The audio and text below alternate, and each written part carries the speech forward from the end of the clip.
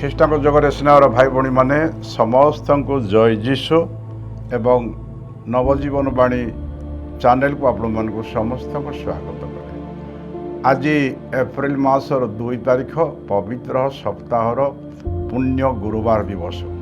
ଆଜି ପବିତ୍ର ମାତା ମଣ୍ଡଳୀ ଆମମାନଙ୍କୁ ଜହନ ସୁସମାଚାର 13 ଅଧ୍ୟାୟ 1ରୁ 15 ପଦ ପଢ଼ିବା ପାଇଁ ଦେଇଅଛନ୍ତି।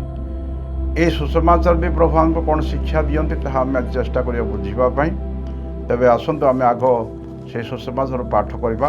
আপনার পাখে যাহা বাইবেল থিব বাহার করন্তু, আমি পাঠটি আরম্ভ করিবা। বাক্যটি এই প্রকার লেখা যাইছি। শিষ্যমানଙ୍କର ପାଦ ପ୍ରକ୍ଷାଳନ ହେଡିଂ ଆଜି। ନିସ୍ତାର ପର୍ବ ପୂର୍ବରୁ ଯୀଶୁ ଜାଣିଥିଲେ ଯେ ଏହି ଜଗତରୁ ବିଦାୟ ନେଇ ସେ ପିତାଙ୍କ ନିକଟକୁ ଯିବାର ସମୟ ଉପସ୍ଥିତ। ଜଗତରେ ଥିବା ନିଜ ଲୋକଙ୍କୁ ସେ ପ୍ରେମ କଲେ ଏବଂ ସେମାନଙ୍କୁ ଶେଷ ପର୍ଯ୍ୟନ୍ତ ପ୍ରେମ କଲେ। ସିମୋନ ଇସ୍କାରିୟତ ପୁତ୍ର ଜୁଦାସର ହୃଦୟରେ ଶୈତାନ ତାକୁ ବିଶ୍ୱାସଘାତ କରିବାର କଳ୍ପନା ପ୍ରବେଶ କରାସାରିଥିଲା। ପିତା ତାଙ୍କର ହସ୍ତରେ ସମସ୍ତ ବିଷୟ ନ୍ୟସ୍ତ କରିଅଛନ୍ତି ଏବଂ ସେ ଈଶ୍ୱରଙ୍କ ଠାରୁ ଆଗତ ଓ ପୁଣି ପିତାଙ୍କ ନିକଟକୁ ପ୍ରତ୍ୟାବର୍ତ୍ତନ କରୁଛନ୍ତି। ଏହା ଜାଣି ଯୀଶୁ ଭୋଜନରୁ ଉଠିଲେ, ନିଜର ଉପର ପିନ୍ଧା ପୋଷାକ କାଢ଼ିଦେଲେ ଏବଂ ଗାମୁଛା ନେଇ ନିଜର ଅଣ୍ଟା ଘୋଡ଼ାଇ ବାନ୍ଧିଲେ।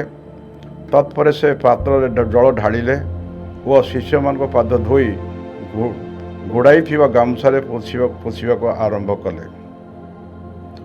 ସିମୋନ ପିତର ନିକଟକୁ ଆସିବାରେ ସେ ତାକୁ କହିଲେ, ପ୍ରଭୁ, ଆପଣ ମୋର ପାଦ ଧୋଇବାକୁ ଯାଉଛନ୍ତି?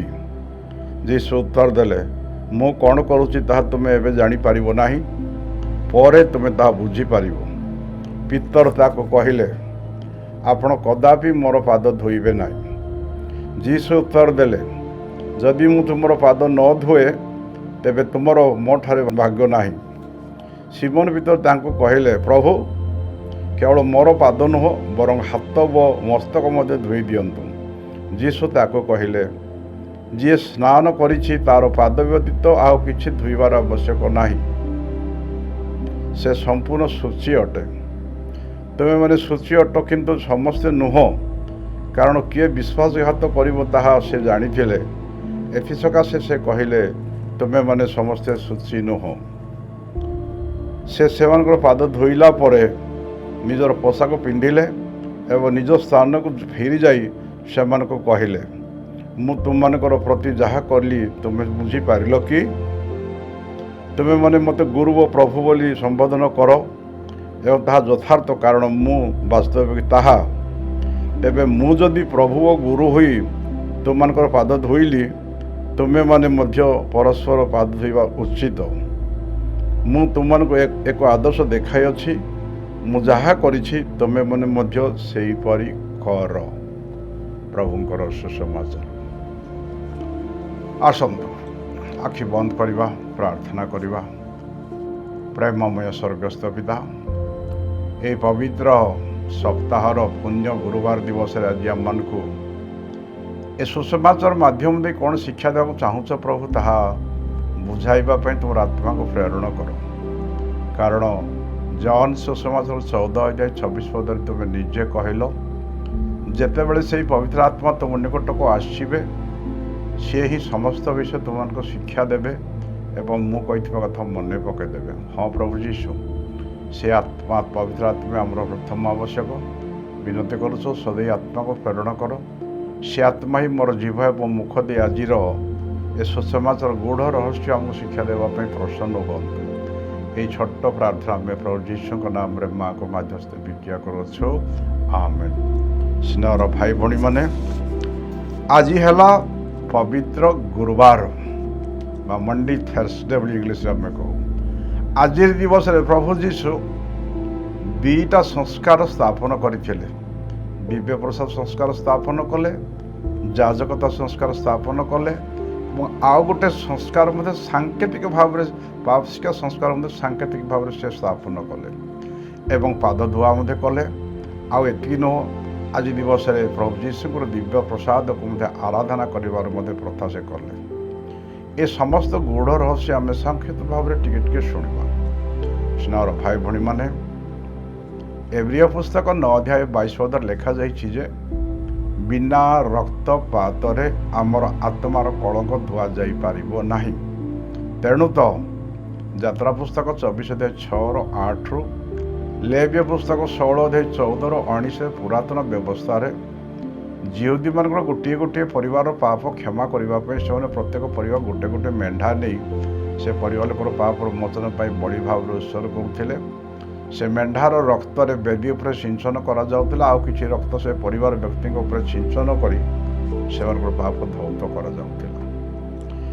କିନ୍ତୁ ନୂତନ ବ୍ୟବସ୍ଥାରେ ପରମେଶ୍ୱର ଦେଖିଲେ ଯେ କେବଳ ଜିହୁଦୀମାନଙ୍କ ବ୍ୟତୀତ ସମଗ୍ର ପୃଥିବୀରେ ବିଭିନ୍ନ ଜାତି ବିଭିନ୍ନ ଗୋଷ୍ଠୀ ଅଛନ୍ତି, ତେଣୁ ସବୁ ଜାତି ସବୁ ଗୋଷ୍ଠୀ ସବୁ ଦେଶ ଲୋକ ପାଇଁ ପରମେଶ୍ୱର ସ୍ୱର୍ଗରୁ ଏକ ନିଖୁଣ ମେଷ ପ୍ରେରଣ କଲେ, ଯେଉଁଟାକି ଜହନ ସୁସମାଚାର 1:29 ସ୍ନାପକ ଜହନ କହିଲେ ଯୀଶୁକୁ ଦେଖେଇକି, ଏଇ ଦେଖ ଜଗତର ପାପହାରକ ମେଷ ଶାବକ।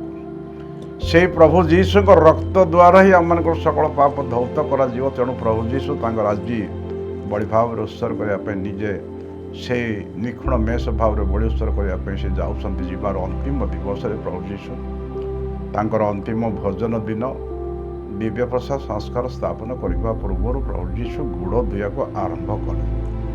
ତାର ରହସ୍ୟ ହେଲା ଯୀଶୁଙ୍କ ରକ୍ତ ମାଂସ ନ ଖାଇଲେ ଆମେ ପରିତ୍ରାଣ ତ ପାଇବାନି ସତ, କିନ୍ତୁ ଯୀଶୁଙ୍କର ରକ୍ତ ଏବଂ ମାଂସ ଭୋଜନ କରିବା ରକ୍ତ ପାନ କରିବା ଦିବ୍ୟ ପ୍ରସାଦ ଆକାରରେ ତା ପୂର୍ବରୁ ଆମେ ଅଯୋଗ୍ୟ ଭାବରେ ଯଦି ପାପ ମାରାତ୍ମକ ଅଯୋଗ୍ୟ ଭାବରେ ଗ୍ରହଣ କରିବା, ତାହେଲେ ଆମେ ଆଶୀର୍ବାଦ ପାଇବା ପରିବର୍ତ୍ତେ ମରଣ ପାଇବା, ଅଭିଶପ୍ତ ହେବା। ଏଥିପାଇଁ ଅନେକ ଲୋକ ବେମାର ହେଇଛନ୍ତି ଏବଂ ମରିଛନ୍ତି ବୋଲି ପ୍ରଥମ କରନ୍ଥୀୟ 11:27-30 ଲେଖାଯାଇଛି। ଯେଉଁମାନେ ଅଯୋଗ୍ୟ ଭାବରେ ପ୍ରଭୁ ଭୋଜ ଗ୍ରହଣ କରିବେ, ଯୀଶୁଙ୍କର ମାଂସ ରକ୍ତ ଭୋଜନ ପାନ କରିବେ, ସେମାନେ ଯୀଶୁଙ୍କ ରକ୍ତ ମାଂସର ଦାୟୀ ହେବେ। ତେଣୁ ପ୍ରଭୁ ଯୀଶୁ ଆଜି ଶିଷ୍ୟମାନଙ୍କର ଗୋଡ଼ ଧୋଉଛନ୍ତି, କାରଣ ଯୀଶୁ ବର୍ତ୍ତମାନ ତାଙ୍କର ଦିବ୍ୟ ପ୍ରସାଦ ଦେବା ପାଇଁ ତାଙ୍କର ରୁଟି ଉତ୍ତୋଳନ କରିବେ, ରକ୍ତ ଉତ୍ତୋଳନ କରି କହିବେ, ନିଅ ଏହା ସମସ୍ତେ ଭୋଜନ କରେ, ଏହା ମୋର ଶରୀର। ପାନପାତ୍ର ନେଇ କହିଲେ, ଏହା ମୋର ରୁଧିର ସମସ୍ତଙ୍କର ପାପର ପ୍ରାୟଶ୍ଚିତ୍ତ ପାଇଁ ଢାଳି ଦିଆଯିବ। ଏବଂ ଯୀଶୁ କହିଲେ ସବୁ ଆମର ଲୁକ ସୁସମାଚାର 22:19 କହିଲେ, ଯୀଶୁ କହିଲେ, ଏହା ତୁମେ ପ୍ରତିଥର କରୁଥିବ ମଲା ପର୍ଯ୍ୟନ୍ତ ମୋର ସ୍ମରଣ କରୁଥିବ। ଏଇ ଯେଉଁ ପ୍ରଭୁ ଯୀଶୁ ସଂସ୍କାର ସ୍ଥାପନ କଲେ, ସେଥିପାଇଁ ଗୁଡ଼ ଧୋଇବାର ଅର୍ଥାତ୍ ଯୀଶୁ ନିଜେ ଗୁଡ଼ ଧୋଇଲେ ତାର ସଦୃଶ ଏବେ ଯୀଶୁଙ୍କ ସ୍ଥାନରେ ବର୍ତ୍ତମାନ ଆମର ଯାଜକ ବୃନ୍ଦମାନେ ଅଛନ୍ତି। ଯାଜକମାନେ ଆମର ପାପ ସ୍ୱୀକାର ପଟାରେ ଆମର ହୃଦୟର କଳଙ୍କର ପାପ ଧୌତ କରୁଛନ୍ତି ପାପ ସ୍ୱୀକାର ମାଧ୍ୟମରେ ଏବଂ ଦିବ୍ୟ ପ୍ରସାଦ ପ୍ରଦାନ କରୁଛନ୍ତି। ସେଇ ପ୍ରଭୁ ଯୀଶୁଙ୍କର ଶରୀର ରୁଧିର ନ ଖାଇଲା ପର୍ଯ୍ୟନ୍ତ ଆମେ ଅନନ୍ତ ଜୀବନ ପାଇବା ନାହିଁ। ତେଣୁକରି ପ୍ରଭୁ ଯୀଶୁ ଜହନ ସୁସମାଚାର 6:51 କହିଲେ, ମୁଁ ତ ସେ ସ୍ୱର୍ଗର ଅବତୀର୍ଣ୍ଣ ଜୀବନ୍ତ ରୁଟି। ଏବଂ ଜହନ 6:53-54-55 ଯୀଶୁ କହିଲେ, ତୁମେ ଯଦି ମୋର ମାଂସ ଭୋଜନ କରିବ ନାହିଁ, ମୋର ରକ୍ତ ପାନ କରିବନି, ତାହେଲେ ତୁମେ ମୋ ଠାରେ ଜୀବନ ପାଇବ ନାହିଁ। କିନ୍ତୁ ଯେଉଁମାନେ ମୋର ମାଂସ ରକ୍ତ ଭୋଜନ ପାନ କରିବେ ସେମାନେ ଅନନ୍ତ ଜୀବନ ପାଇବେ, ଶେଷ ଦିନରେ ମୁଁ ସେମାନଙ୍କୁ ପୁନର୍ଜୀବିତ କରିବି। ତେବେ ସ୍ନେହର ଭାଇ ଭଉଣୀମାନେ, ସେଇ ପ୍ରଭୁ ଯୀଶୁଙ୍କର ରକ୍ତ ମାଂସ ଦ୍ୱାରା ହିଁ ଆମେ ପରିତ୍ରାଣ ପାଇବା। କାରଣ ପ୍ରଭୁ ଆମର ପ୍ରଥମ ଜହନ 1:7 ମଧ୍ୟ ଲେଖାଯାଇଛି ଯେ ତାଙ୍କର ପୁତ୍ର ତାର ଯୀଶୁ ଖ୍ରୀଷ୍ଟଙ୍କ ରକ୍ତ ଦ୍ୱାରା ହିଁ ଆମର ହୃଦୟର କଳଙ୍କ ଆତ୍ମାର କଳଙ୍କ ଧୌତ କରାଯାଇପାରିବ। ଏବଂ କଳସିୟ 1:14 ମଧ୍ୟ ଲେଖାଯାଇଛି ତାଙ୍କର ପୁତ୍ର ଯୀଶୁଙ୍କ ରକ୍ତ ଦ୍ୱାରା ହିଁ ଆମେ ପରିତ୍ରାଣ ପାଇବା। ସେଇ ଯୀଶୁଙ୍କ ରକ୍ତ ମାଂସ ଭୋଜନ ପାନ କରିବାଟା ହିଁ ନିସ୍ତାର ପର୍ବ। ସ୍ନେହର ଭାଇ ଭଉଣୀମାନେ, এই দিব্য প্রসাদ পালন খাইবা পাই যীশুଙ୍କର ମାଂସ ରକ୍ତ ଭୋଜନ କରିବା ପାଇଁ ହେଲେ ଯୀଶୁ ଆଜି ଗୁଡ଼ ଧୋଇଲେ, ତାର ଅର୍ଥ ହେଲା ଆମେ ପାପ ସ୍ୱୀକାର କରିବା, ଯୋଗ୍ୟ ଭାବରେ ଅନୁତପ୍ତ ହେବା, ହୃଦୟରେ ପାପ ସ୍ୱୀକାର କରିବା ଏବଂ ତାପରେ ପ୍ରଭୁ ଭୋଜ ଗ୍ରହଣ କରିବା, ଆମେ ଅନନ୍ତ ଜୀବନର ଅଧିକାରୀ ହେବା। କାରଣ ନିସ୍ତାର ପର୍ବର ଅର୍ଥ ହେଲା ଇସ୍ରାଏଲ ଜନତା ମିଶ୍ର ଦେଶରେ ଦାସତ୍ୱର ବନ୍ଧନରୁ ମୁକ୍ତି ହେବା ପାଇଁ ପରମେଶ୍ୱର ମୂଷାକୁ ପ୍ରେରଣ କଲେ। ମୂଷା ଅନେକ ଆଶ୍ଚର୍ଯ୍ୟକର୍ମ ସାଧନ କଲା ପରେ ମଧ୍ୟ ଇସ୍ରାଏଲ ଲୋକମାନଙ୍କୁ ମୂଷା ଛାଡ଼ିଲେ ନାହିଁ। ଶେଷ ଦିନରେ କ'ଣ କଲେ, ପରମେଶ୍ୱର ଜିହୁଦୀମାନଙ୍କ ପରିବାରକୁ କହିଲେ, ଆଜି ସନ୍ଧ୍ୟାରେ ପ୍ରତି ପରିବାରରେ ଗୋଟିଏ ମେଣ୍ଢା କାଟିବ, ଅଣ୍ଟା ଭିଡ଼ିବ, ଜୋତା ପିନ୍ଧିବ, ରେଡ଼ି ହେବ ଯିବା ପାଇଁ ଏବଂ ସେଇ ଅବସ୍ଥାରେ ତୁମେ ମେଣ୍ଢା କାଟିବ, ତାର ମାଂସ ଭୋଜନ କରିବ, ତାର ରକ୍ତ କବାଟ ଦୁଆର ବନ୍ଧରେ ଏବଂ ତାପରେ କପାଡ଼ିରେ ଲଗାଇବ।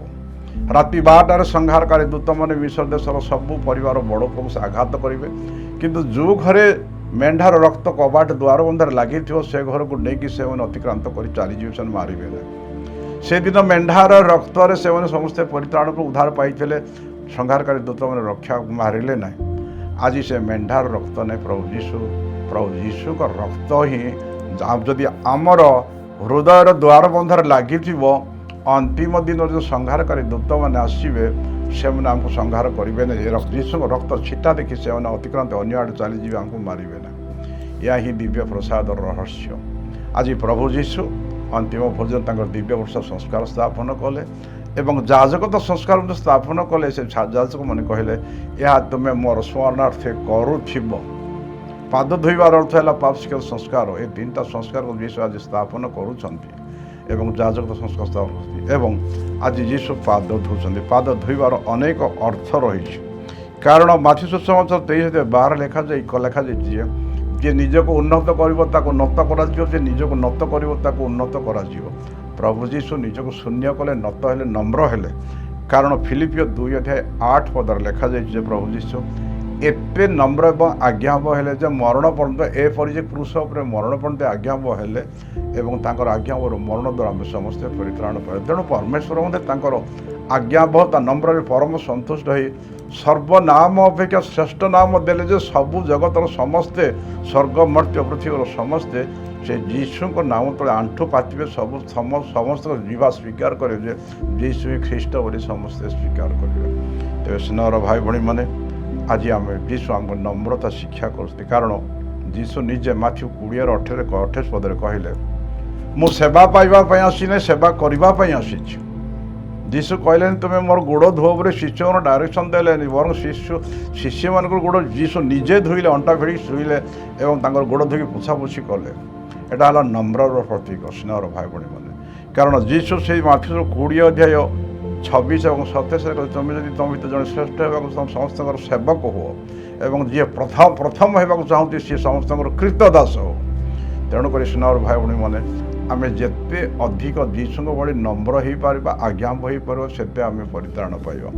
କାରଣ ହିତୋପଦେଶ 16:5 ଲେଖାଯାଇଛି ଯେ ଗର୍ବ ଅହଙ୍କାରୀକୁ ପରମେଶ୍ୱର ଘୃଣା କରନ୍ତି। କାରଣ ଯାକୋବ ପୁସ୍ତକ 4:6 ପରମେଶ୍ୱର ନମ୍ର ଲୋକମାନଙ୍କୁ ଅନୁଗ୍ରହ ଦିଅନ୍ତି କିନ୍ତୁ ଗର୍ବୀ ଲୋକମାନଙ୍କୁ ପ୍ରତିରୋଧ କରନ୍ତି। ଆଜି ଯୀଶୁ ଆମର ଗୋଡ଼ ଧୋଇଲେ, ଶିଷ୍ୟମାନଙ୍କର ଗୋଡ଼ ଧୋଇଲେ ଏବଂ ସେ ଯୀଶୁ କହିଲେ ଯେ ମୁଁ ତୁମର ପ୍ରଭୁ ଏବଂ ତୁମର ମାଲିକ ହୋଇକି ଯଦି ତୁମର ଗୋଡ଼ ଧୋଉଛି, ତୁମେ ଦେଖ କ'ଣ କରିବ। ତୁମେ ମୋତେ ପରସ୍ପରର ସେବା କର, ଗୋଡ଼ ଧୁଅ। ତୁମେ ଯଦି ମୋତେ ଗୁରୁ କହୁଛ, ପ୍ରଭୁ କହୁଛ, ତାହା ତ ମୁଁ ସତ କହୁଛ, କିନ୍ତୁ ମୁଁ ଗୁରୁ ହେଇ ପ୍ରଭୁ ହେଇ ଯଦି ତୁମର ଗୋଡ଼ ଧୋଉଛି, ତାହେଲେ ତୁମେ ମୋତେ ସେ ପ୍ରକାର ପ୍ରତିବାସୀର ସେବା କର। ସ୍ନେହର ଭାଇ ଭଉଣୀମାନେ, ଆଜି ଏ ପବିତ୍ର ଗୁରୁବାର ଦିବସରେ, ଆଜି ଏ ପୁଣ୍ୟ ଗୁରୁବାର ଦିବସରେ ପ୍ରଭୁ ଆମମାନଙ୍କୁ ଶିକ୍ଷା ଦେଉଛନ୍ତି ନମ୍ର ହେବା ପାଇଁ।